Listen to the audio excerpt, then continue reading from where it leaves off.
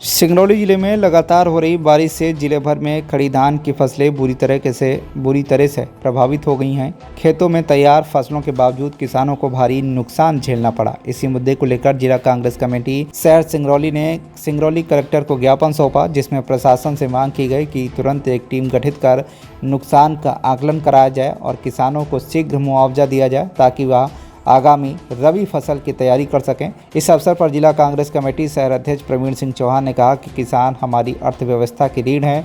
इस बार की भारी वर्षा ने किसानों की मेहनत पर पानी फेर दिया है। प्रशासन को तुरंत प्रभाव से राहत एवं मुआवजा वितरण की प्रक्रिया शुरू करनी चाहिए। भूमि किसानों की धरती है और 70% आबादी हमारे क्षेत्र की खेती किसानी पर निर्भर करती है। लगातार बेमौसम बारिश 3 दिन से जो धान की फसल है, बहुत सारे किसानों ने की फसलें पक गई थी, काट करके खलिहान में रख दिए। इस बेमौसम बारिश की वजह से वो फसल बर्बाद हो गई। खेत में जो फसल पड़ी है वो नष्ट हो रही है, खेतों में जल भराव है।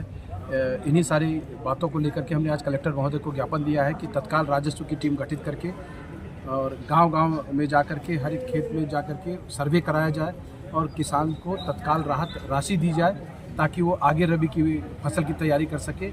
और जैसा कि आप सब जानते हैं कि किसान की जो आय होती है वो पूरी तरह किसानी पर निर्भर है और वर्तमान में धान की खेती हमारे क्षेत्र की जो है वो सबसे बड़े पैमाने पर की जा रही है और बड़े पैमाने पर उसका नुकसान भी हुआ है।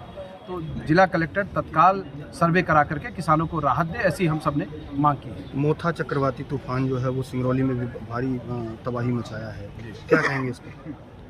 ये प्राकृतिक आपदा है। इसी आपदा को लेकर के हम लोग प्रशासन से मांग कर रहे हैं कि सिंगरौली ज़िले में सोर्स ऑफ इनकम है, बहुत बड़े पैमाने पर है, चाहे वो डीएमएफ की बात हो चाहे अदर सोर्स ऑफ इनकम है।